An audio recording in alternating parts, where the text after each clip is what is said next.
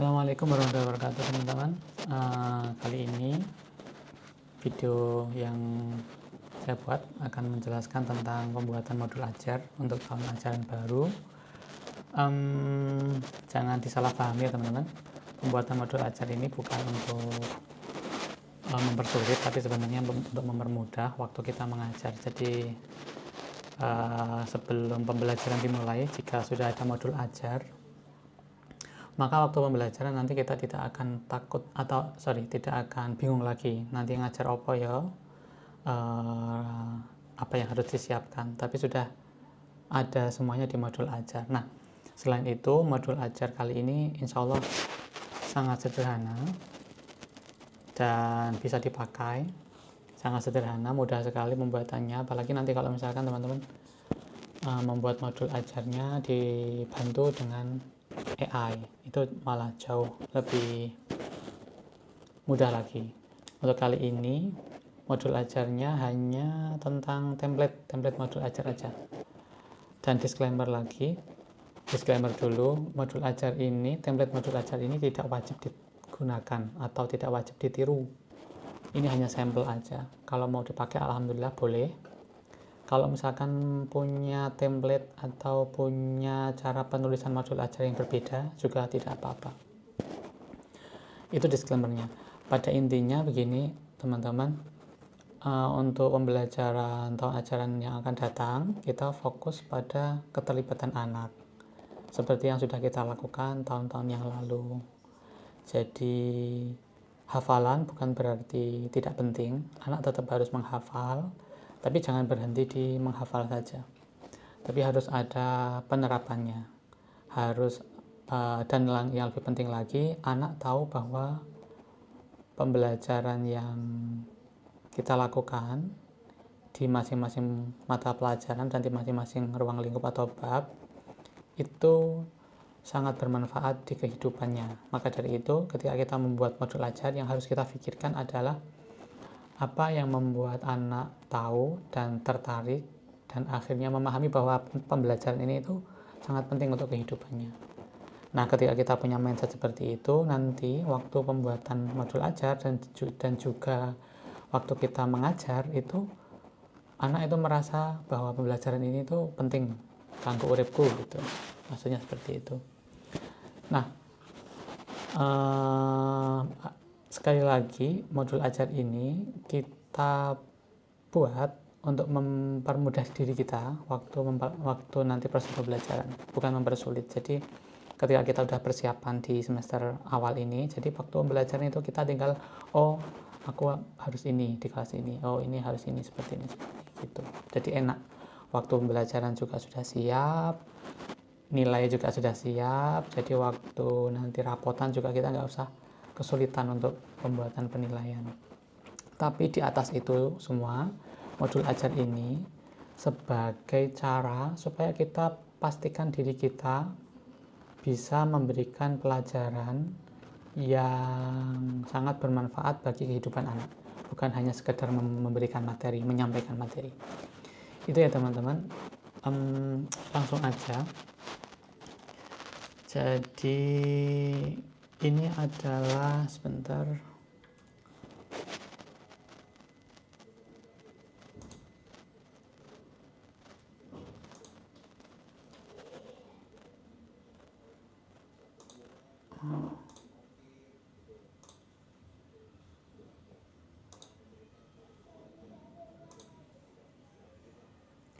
Jadi ini adalah template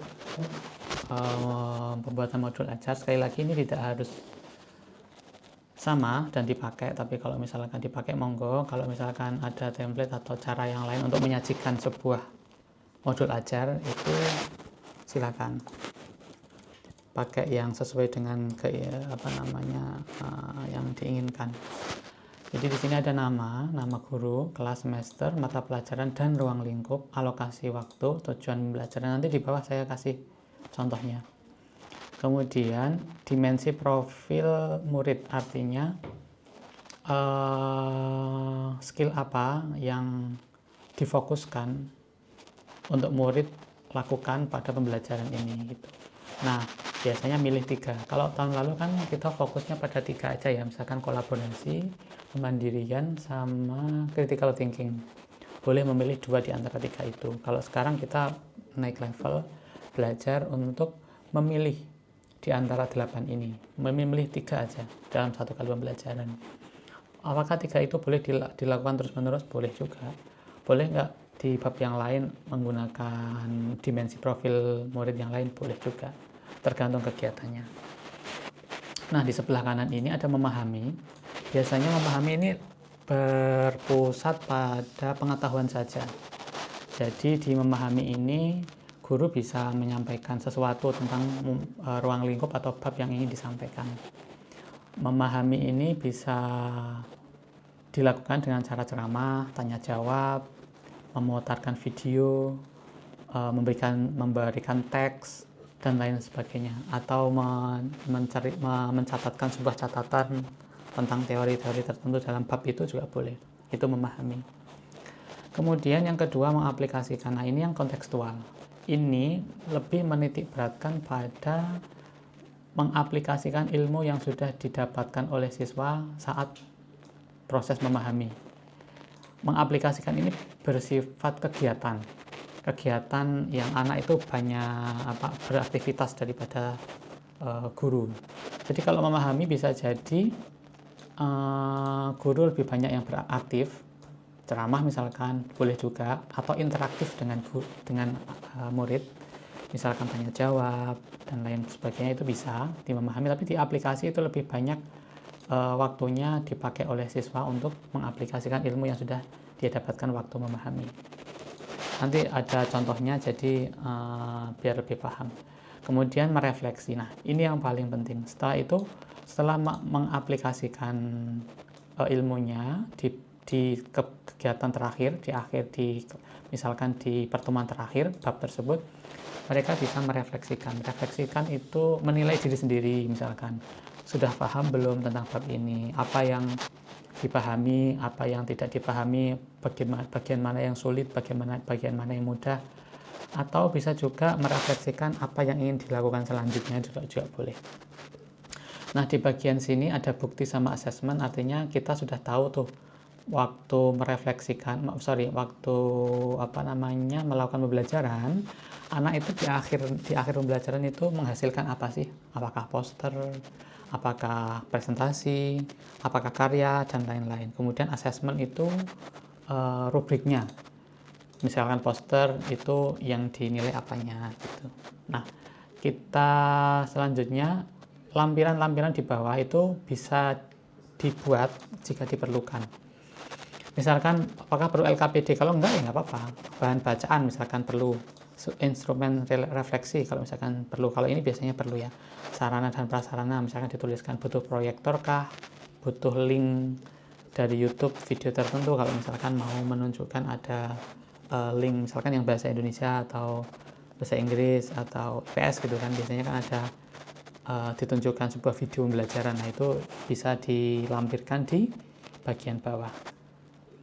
Kemudian ini contohnya, misalkan saya tadi bikin, misalkan ini pakai AI juga, tapi saya modifikasi karena saya sesuaikan dengan kondisi kelas 7 yang biasanya dari SD yang belum ada bahasa Inggrisnya, jadi levelnya saya turunkan.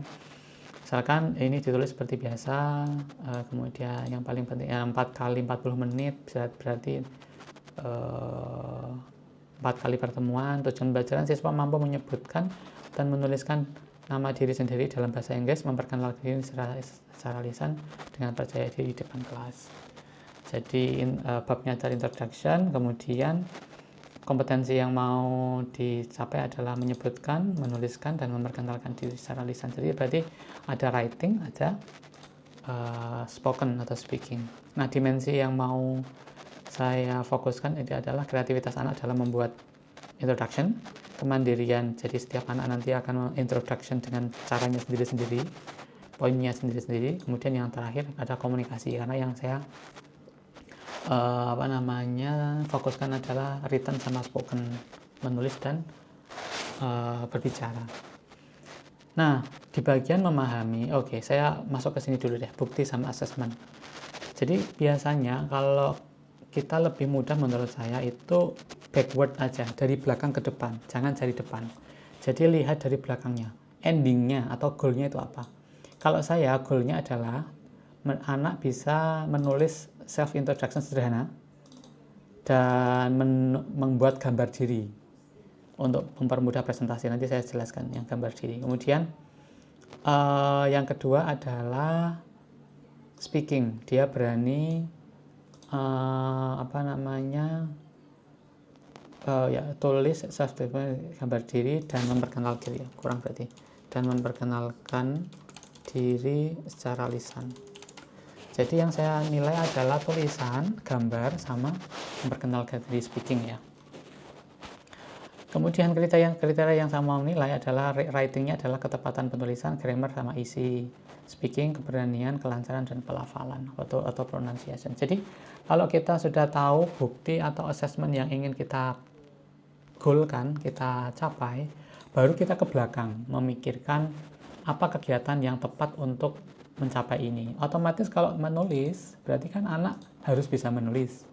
Menggambar, jadi nanti ada menggambar dirinya sendiri, kemudian memperkenalkan diri, berarti mempersiapkan tulisannya itu nanti dihafalkan, lalu dipraktekkan secara spoken di depan kelas, kan seperti itu. Jadi setelah itu kita baru masuk ke kegiatannya. Kegiatannya itu apa? Yang pertama memahami dan mengaplikasikan, ini kegiatannya. Nah, bagian memahami ini teman-teman, itu lebih ke pengetahuan seperti yang saya sebutkan tadi, tapi bukan berarti pengetahuan langsung digenjor sama pengetahuan baru gitu, enggak. Bisa juga dikasih kayak pembukaan gitu.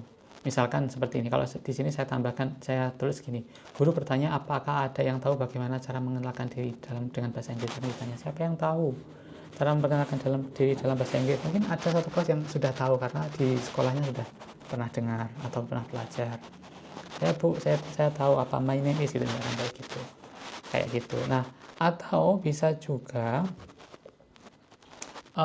ditunjukkan video tentang anak yang memperkenalkan diri, misalkan video kartun yang menjelaskan tentang memperkenalkan diri gitu. Biar apa? Biar anak itu punya bayangan apa sih yang mau dipelajari pada bab ini. Itu paling penting. Boleh nggak yang lain? Boleh misalkan di luar ini juga boleh, misalkan memberikan pemahaman tentang pentingnya bahasa Inggris. Jadi sebenarnya bagian ini itu boleh lama sekali, boleh. Karena kalau anak tidak yakin bahwa pelajaran ini penting, anak juga tidak akan semangat. Tapi kalau misalkan kita banyak bicara tentang kenapa pentingnya mempelajari hal ini, anak diharapkan punya motivasi untuk belajar selanjutnya. Misalkan mempelajari tentang pekerjaan apa sih yang membutuhkan bahasa Inggris, misalkan, atau tanya hobimu apa, suatu saat nanti mau jadi apa, perlu bahasa Inggris nggak, misalkan kayak gitu. Bahasa Inggris itu enaknya gimana sih, enaknya itu bagaimana kalau bisa bahasa Inggris gitu. Misalkan menjelaskan tentang itu dulu, ngobrol dulu tentang itu. Bahasa Inggris susah apa mudah, misalkan kayak itu. Mungkin 20 menit, 30 menit ngomong masalah itu tidak apa-apa. Yang penting itu bisa memunculkan motivasi, memunculkan kesadaran bahwa pelajaran yang akan kita sampaikan itu penting dan tidak sulit. Itu anak pasti bisa. Gunakan waktu semaksimal mungkin untuk memberikan pemahaman seperti itu di sini. Baru kemudian bisa masuk ke materi. Karena ini saya membayangkan anak-anak itu sama sekali tidak bisa bahasa Inggris, maka saya menggunakan sistem repeat. Misalkan dia mendengarkan suara saya, lalu mereka mengulangi terus kayak gitu. Jadi what's your name? Misalkan my name is gitu. Terus mereka mengulangi lagi, I come from. Mereka mengulangi lagi terus kayak gitu. Karena saya menganggap murid belum nol besar dalam bahasa Inggris. Tentu kalau misalkan ada murid 1 atau 2 murid yang bagus, mungkin kita bisa kasih challenge yang lain. Tidak seperti ini.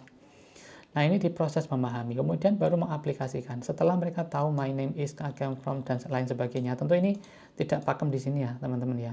Kalau misalkan anak kok bagus banget dalam bahasa Inggris introduction, ya tentu ditambahin yang lain. Bukan I have family, I have father and mother.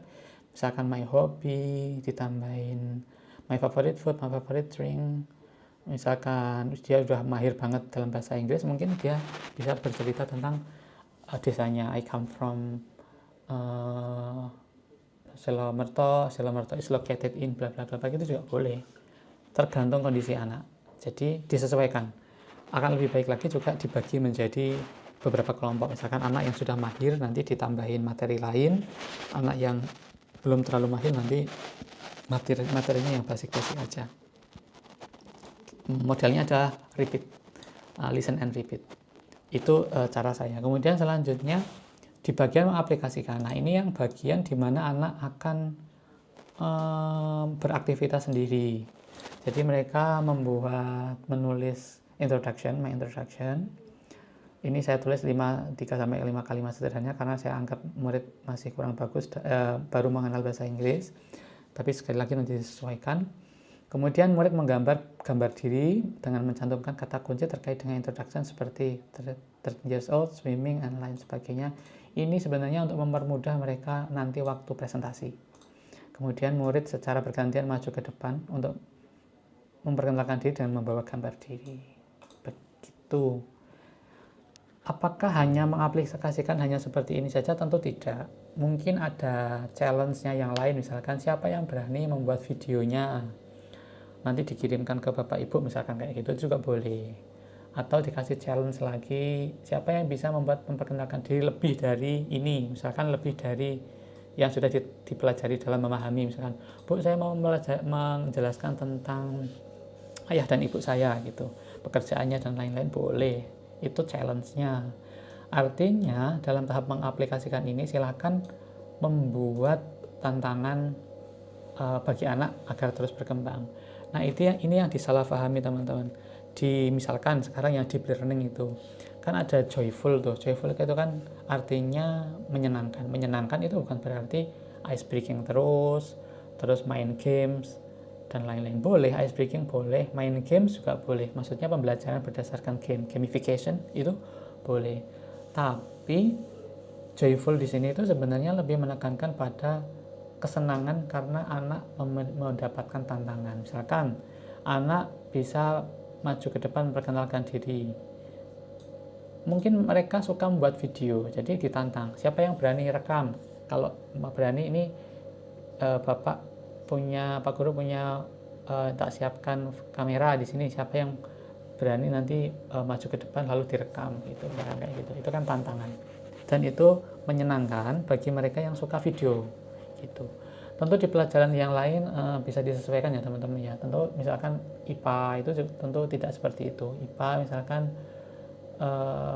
joyfulnya berbeda. Dia mungkin akan lebih joyful ketika dia menganalisis misalkan tumbuhan yang dia suka.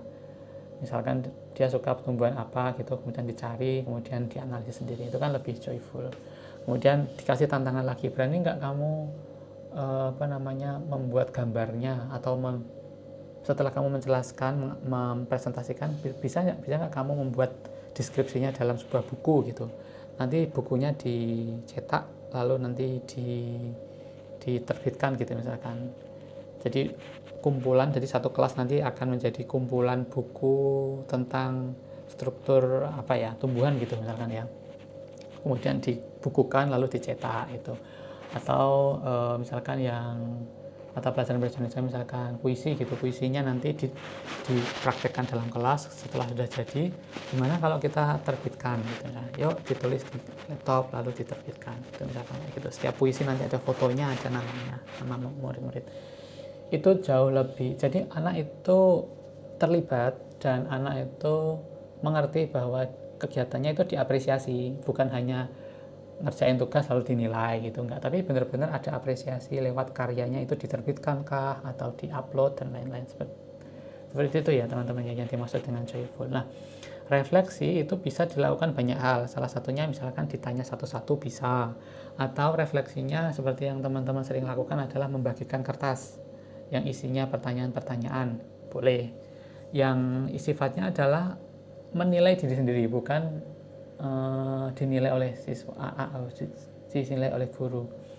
Jadi misalkan pertanyaannya, apakah kamu sudah bisa menulis kalimat introduction, apa saja yang kamu perkenalkan, nama, alamat, hobi, dan lain ditulis.